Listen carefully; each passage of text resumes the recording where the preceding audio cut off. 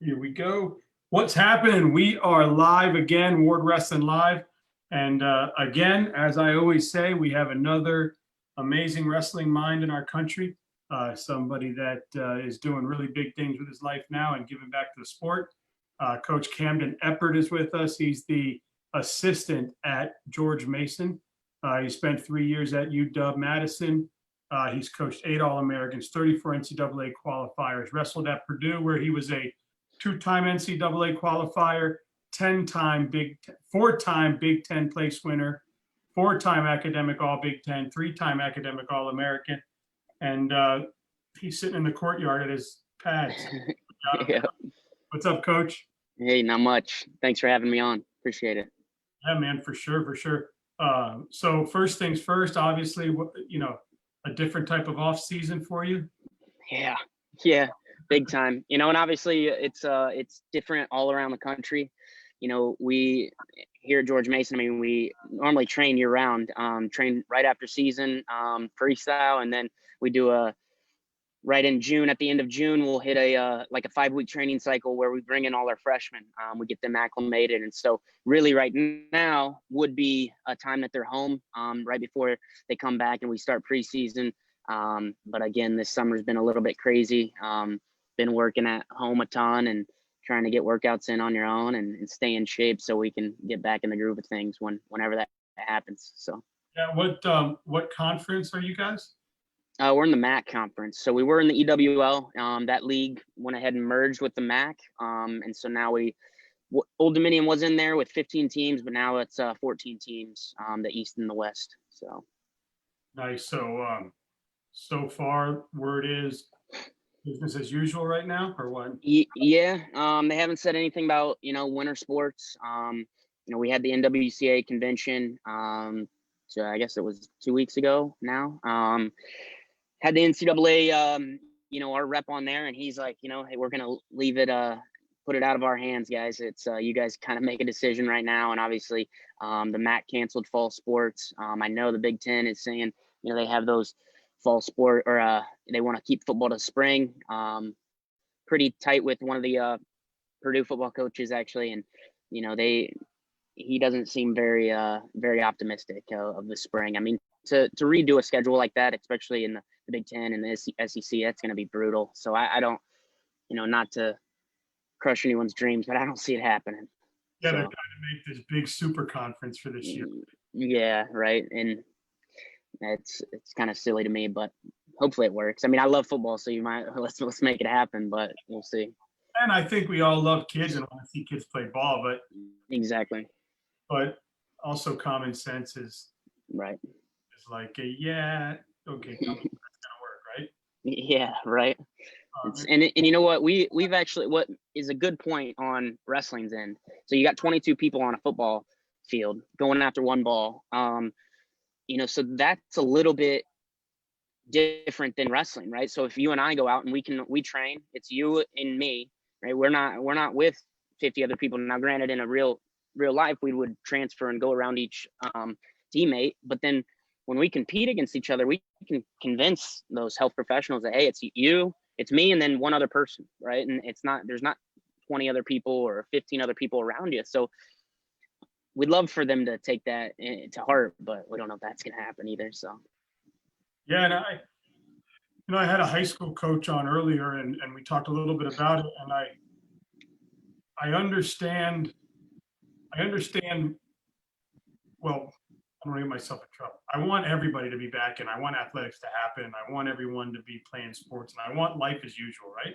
Right. But I understand high schools' hesitation more than I understand colleges. I just feel like college kids, some of their backgrounds, where they're at, they're adults, to kind of release them and send them home. It's kind of into the wild. They're not going to go home and just be right. So right. where they're getting better nutrition, where they're getting, where they're just better off is with their coach, with their crews. I don't understand that one, but I understand where parents want to keep kids home, or high school people are hesitant, or kids are or this and that. I don't understand it to the full. I think it's a little overdone, but I think For sure. Yeah, um, better safe than sorry, I guess. exactly. Brady, one-on-one. Yeah, yeah, it's my brother. He's got to give him a shout out. He coaches at a wrestling club in Central Indiana, CIA. So it's Central Indiana Academy Wrestling, and so he was saying, so I'll give him a little bit of a shout out. But Yeah, man. Hey, click the link on my page. Sign up. Come on. yeah, get on. Club. So, so you've been there for 2 years now at George Mason, and Yep. you transitioned from UW to George Mason. What has that transition been like for you, and what kind of philosophy and culture do you think you've plugged into, and what have you added to that? Yeah, I mean, so it's hopefully my internet's staying stable. It says it wasn't, but the at UW it was awesome. It was easy to recruit, easy to get people in there, to build and develop under Coach Davis. When I got a call from Coach Beasley, obviously his track record is amazing, right? Every program he's been at, he's done program first. He's taken teams that were 63rd in the country to 4th in the country within 5 years at NC State's just an example. And so transitioning here was pretty easy, but there was a lot of work, right? And he set the he set the example right away, and then we kind of followed it. And so I knew coming in that I wanted to learn, I wanted to develop, I wanted to help develop these young student athletes, and he was the perfect person for it. And so he's guided us this whole way. He does so much for this program. And so it's pretty easy for us to just kind of follow in his footsteps. Being like no other, because we want to bring people in. On time when I call anyone and initially recruit them, they have no clue where George Mason is. And so it's an adventure. It's exciting to get them out here and show them what Northern Virginia is all about, and how much support we really have here. And so that becomes easier and easier. And being right outside of DC is awesome. I mean, there's always something to do here. If you want to go to the mountains an hour away, you want to go, fishing. There's fishing everywhere around here. You want to go to DC, it's that 15 miles there. Obviously, if you're not in the middle of traffic, it takes you 20 minutes. If you're in the middle of traffic, you got an hour and a half to get there. But so it's the transition was different, because the Big Ten, everyone wants to wrestle Big Ten. So you kind of have to sell the fact that, hey, you can be the first, right? We've never had a national semifinals here at George Mason. Our highest finish was 7th, and we've had 4 All-Americans in history. And so somebody's gonna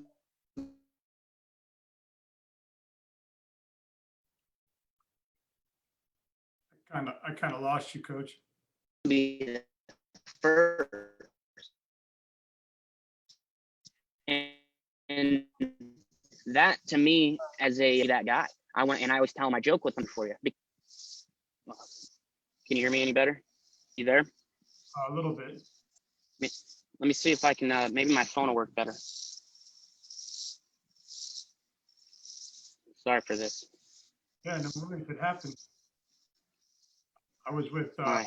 Mindset Mike yesterday, and all of a sudden I just got blown out. My power went off, so it happens. No big deal.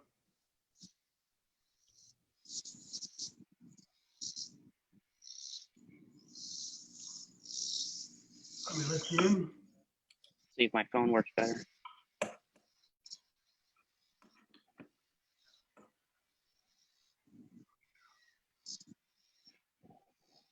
Of course, now I can see you great, right? Yeah, can you see me on this one? Now I can see myself. Not on the phone yet. There we go.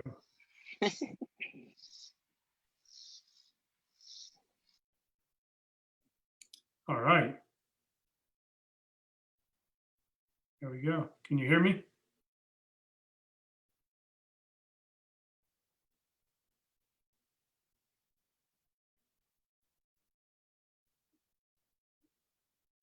I can't hear you.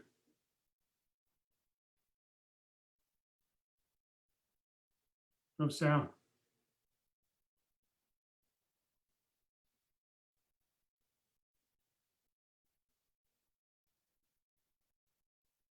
Maybe your headphones are still connected to your computer. Well, here at Ward Wrestling Live, at least we entertain. You get to see this kind of stuff, right? We're getting there. Can you hear me now? I can hear you. Awesome. See that? Yeah. We're All right. not here. This is not pre-recorded. We are live. So you were talking about kind of coaching under Beasley and the Yeah. Luke, well, come on, Camden. Yeah. So you can hear me all right? Yes. Awesome. Yeah. So again, it's it's great. Everyone's saying to get my headphones connected. So that quick. I'll do it. We've come this far. Yeah. What's up, Luke Welch? How you doing? Brady Eppert, let's get signed up. Kelly Wolf, how you doing? There we go. All right. All right. Can you hear me better now? Oh yeah. Good. Perfect. All right. So yeah, again, it's been great. Welch is saying, Brady, can you help your little brother out? My internet's bad. I can't help it. That's what makes it fun. Yeah. So back to yeah, so no, coaching under Coach Beasley's great. He's taught me so much. That is one guy that when I came in, I said I wanted to learn and continue to learn throughout. And he's been one guy that's definitely helped. He set the groundwork, and we're here to help build it. And what I was saying is, we've never had a national semifinalist here at George Mason, and so that's what's going to happen. We're going to have that happen soon. And we obviously were cut short on getting the national tournament this year to go down, but we'll hopefully it happens this year, even if it's a shortened season. But it's been a great transition. I've learned a ton. I know I'm excited to continue to grow here at George Mason and see what we can bring forward. So. Yeah, and I wanted to ask, so far in your coaching tenure, you've done some big things. You've done really well. What do you think made you so successful transitioning into the coach? I think just being organized and kind of earning trust under the athletes that you train and develop. I think trust is a huge thing. As we're recruiting kids, and we're talking to their parents. I mean, that's the biggest thing, is you want to make sure you can send off your kid and you understand that he's going to be in great hands. And then when you get here, there's a system in everything we do, right? It's not just off the wall. One thing that I think we do a little bit different is, I wasn't an All-American, unfortunately, right? I wasn't a national champ. So to train the way I did, or to do things like I did, it doesn't make sense. And I think a lot of coaches take that and say, hey, I was successful, so we're going to train this way.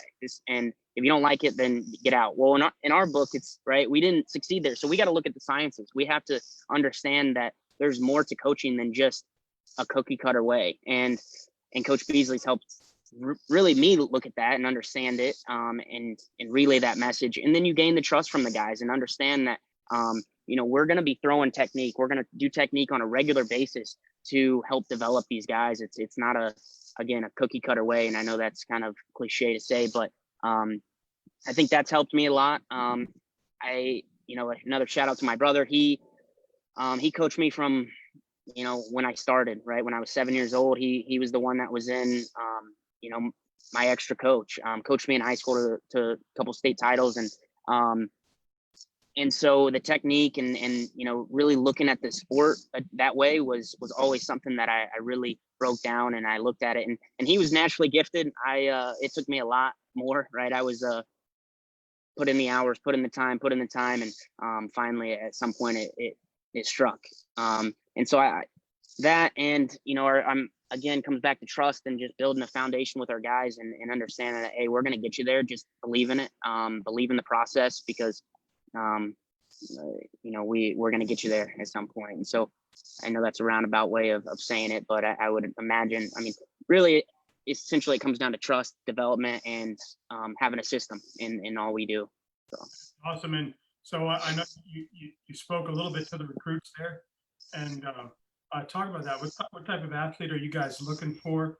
Not just that, what type of person are you guys looking for to be in your program? Yeah, so we do things a lot different. I would put our training up to anyone's in the country, and obviously coaches are going to say that. But we do train hard. But again, everything's for a purpose. We want recruits to come in that can trust us and they're ready to develop.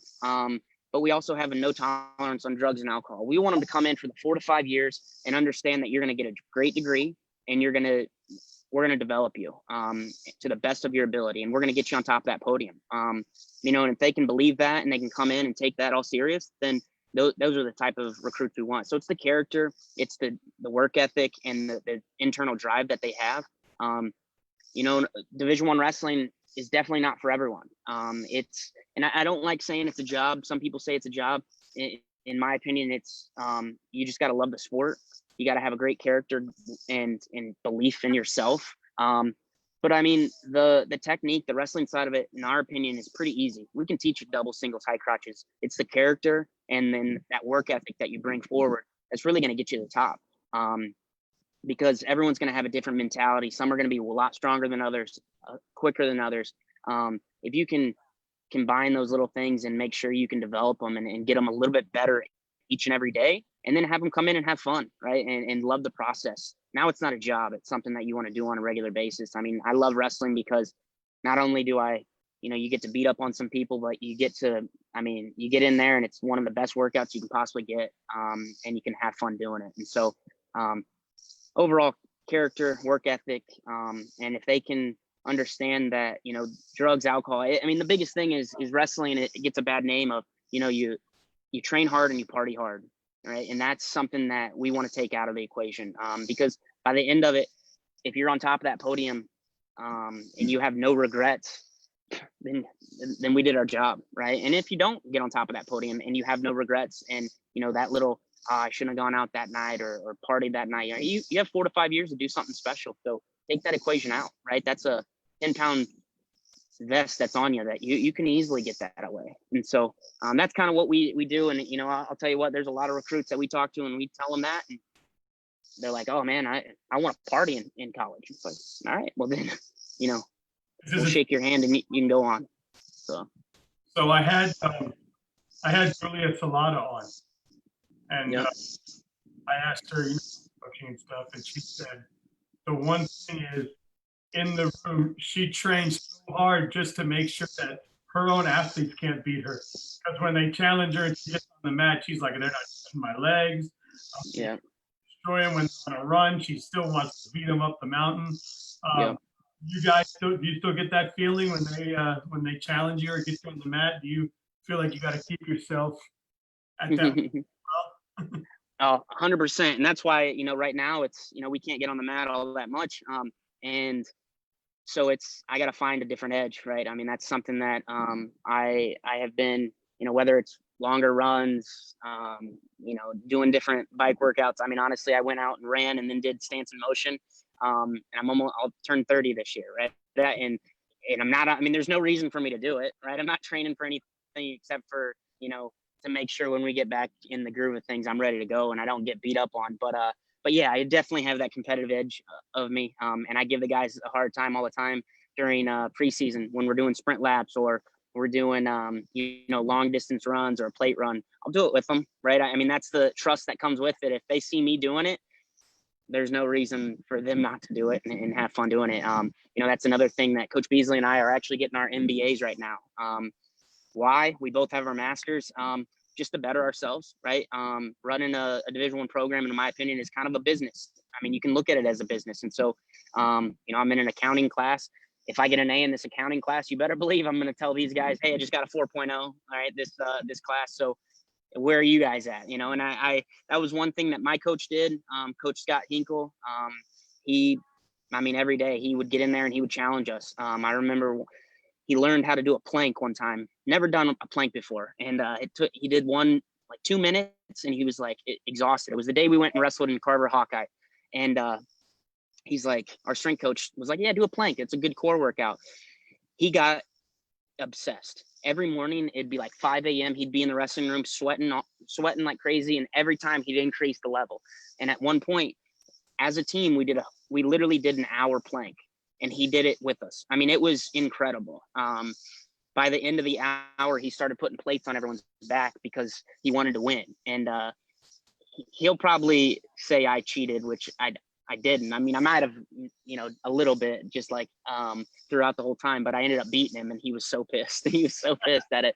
But that he did the same thing. I mean, he was somebody that's like, all right, let's go run, let's go do this, and would challenge me, and that drove me as an athlete. And so I know it can drive these athletes as well. So. Yeah.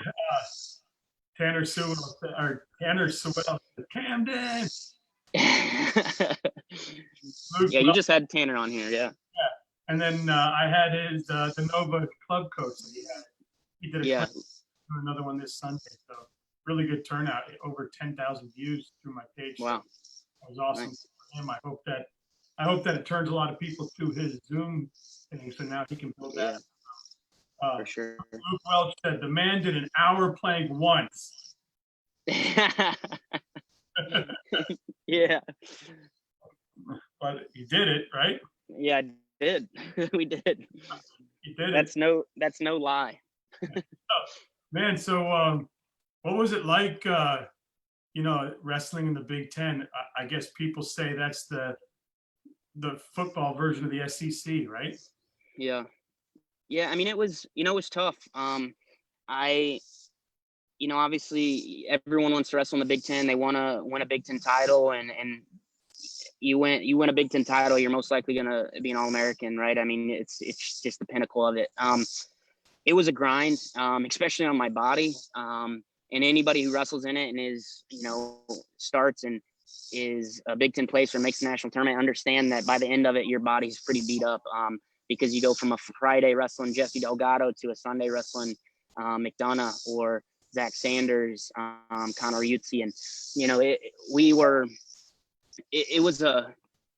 I look back in the guys I wrestled in the Big Ten, it was crazy. I mean, so tough. And not to say it's not tough anymore. I mean, it's probably just as tough, even tougher. But it was a grind. Whereas, we don't see wrestling an All-American Friday and a wrestling an All-American Sunday back to back and making weight when I was a junior, senior was it was a grind. I loved every minute of it. I will say, because I wanted to do it. I wanted to be wrestling the toughest guys in the country. Now, when I'm cutting weight and I'm telling myself, why the heck am I doing this? And I got to get myself ready to go out and wrestle a guy that just won a national title the year before. How do you trick your mind into doing that? And I think Coach Hinkle helped me do that through that process. Now, granted, I wasn't the best in the Big Ten by any means, but I think that's how I became a captain on our team, is just doing those little things, those extra workouts, and kind of driving myself to go and try catching them, right? And unfortunately I didn't, but part of me told myself that at some point it will, and that's why I wanted to coach. I put in all the time. I have zero regrets from what I did in college, in wrestling in the Big Ten, and it was a grind for me, but in the end, it's going to work out. And I know I'm going to get somebody on that podium, at the top of the podium, whether I'm an assistant or a head coach somewhere, and it's going to pay off, not for myself, but for those guys. And that's what drives me, is going through that grind was tough. It was grueling, but I want those guys that when they do get on that top of that podium and their goals pay off, they can look back and be like, you know what, I was right there with them. And that would mean a lot. So listen, not too many people can say they were a two-time NCAA qualifier and a Big Ten place winner. I know you wanted to take it all. That's, Yeah. looking back at 30 now, you're probably like, you know what, that wasn't that bad. But at 21, you were like, no, I suck, right? Yeah. Right. Yeah. Yeah. Exactly. But I mean, I get a lot of really good wrestlers on who would have loved to qualify, Yep. So good for yeah. I mean, I'm guessing in that. I'm guessing in that division or that conference, there is no days off. I mean, you don't get to. All right, well, this week we're wrestling those people. So, but the Camden might be the plank king, but he's not the pull-up king. Who said that? Tanner. Tanner. No way. Tanner's insane. And then Luke Welch said, Camden is the reason I have cauliflower ear on my right side. It's because he has hands in his hip from hip surgery his senior year. That's true. That is very true. Yeah, I got those pins taken out, but you could feel them up and down. Like you could just feel the ridges of the screws. It was pretty incredible. I thought they were gonna pop out of my hip at some point, but That you still wrestle. yeah, exactly. So being a drill partner sucks, huh? Yeah. It's funny. So is there what's that one match you would love to rerun? And there's a lot of them, right? You want to say at the national tournament, but honestly, I would say my senior I lost by 1, and I want to say it was a minute and 4 seconds of ride time was the extra point that he ended up beating me in. So I got away with 4 seconds with that short period of time, and that took me from placing I want to say 8th instead of 7th, and really, and then he went on and was an All-American, and so I definitely would love to take that one back. 4 seconds weighs on me a lot, and I talk to the guys a ton. Is like, hey, this 4 seconds of ride time it doesn't seem like much, but man, it can really hinder you in the end. And so, Who was that against? Connor Utzi at Michigan. I didn't, because at the beginning you kind of phased out on us. So sorry about that. No Again, internet's killing me. I'm gonna have to get all over them. Are you from Indiana originally? I am, yeah. Yep. So Purdue was always the dream? No. I went, Coach Hinkle, every vision he had, he said, hey, if you want to wrestle at 6 a.m., you want to wrestle at midnight, you give me a call. Right then I said, all right, I'm in. I mean, that was really the thing that sold me. And he wasn't lying. He wasn't lying. He was in there at, I'd say, hey coach, let's get in at 6 a.m. He was in there at 5:30, sweating, drenched, like I'm 30 minutes ahead of you. And that was the way he trained me. And so, I'd try and come in a little bit earlier and he'd still beat me. He just knew it. He knew when I was getting up, it was crazy. It was like he had a camera on me. We'd do a lot of Saturday night lives to where we'd go in at 10 p.m. and put an hour on the clock and just wrestle. So when he said that to me, and said, you know what, I knew how driven he was. And then Tom Erickson was there and Coach Lanham was there at the time. Loved all of them to death. And that was, it sold me. I walked away. I was like, yeah, that's the place for me. My parents even knew it. My mom was like, yeah, this is where we're going to go. So, and the rest was history. So. And you have family that went to Indiana. So when you guys come home for Christmas, is it a house divided or what? No, not really. I used to have, when I was at Purdue, for sure. I remember saying, I'll never coach there. I'll never be a part of Indiana. No way. But, that's water under the bridge now. I don't despise them as much as I did back then. Purdue wrestling was awesome. Kelly Wolf.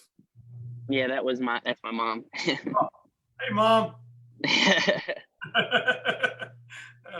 Oh, cool, man. Well, man, shit, this has been fun. I don't want to hang up, but we got to do the 10 questions. Are you ready?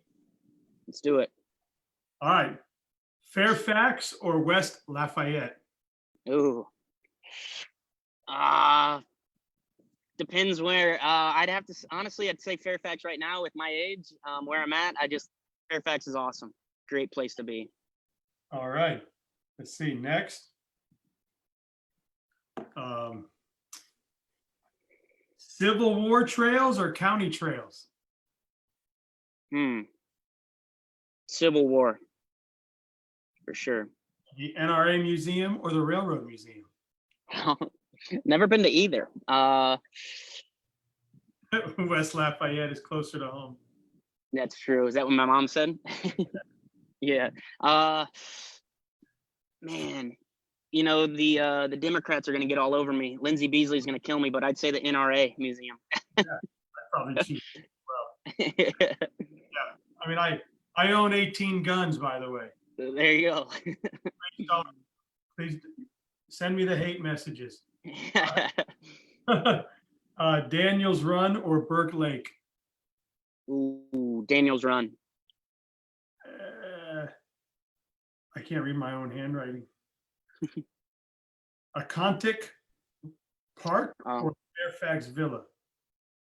Well, I have never been to Iconic Park, but I'm going this weekend to fly fish with my fiance. So right now I'm going to say Iconic Park. I love it. Stream Valley Trail or Difficult Run? Difficult Run. Little Italian or Pomodoro? Ooh, Little Italian. Artie's or Coastal Flats? Ooh, they're both owned by the same people, so that's tough. I gotta say Coastal Flats. We go there the most. All right. Country Ham or Chesapeake Crab Cakes? Ooh, crab cakes for sure. All right. Oysters or mussels? Ooh, man, those are tough ones. Oysters. Yeah, I mean, you're lucky to be right around that bay. Everywhere you go, you've got probably some seafood. Yeah, the wharf is an awesome place to go. Right by the bay, Chesapeake Bay. It's got the best fresh seafood. It's awesome. That's awesome. Hey man, keep kicking life's ass, brother, and enjoy Appreciate it. the rest of your week, your weekend, and it was an absolute honor. So thank you so much for coming on. Yeah, thank you for having me. Again, sorry for the Wi-Fi problems. I'm kind of upset with it. So it makes the show even more interesting. Yeah, for sure. So, it's appreciate all you do, man. It's awesome. Yeah, no problem. It's my pleasure. Keeps me busy. Awesome. Thank you. Well, yeah, you have a great rest of your week, and keep doing this stuff, man. I love watching. Yes, sir, please share my link with your friends so they can come on. I will, for sure. All right, buddy. Take it easy. All right, you too.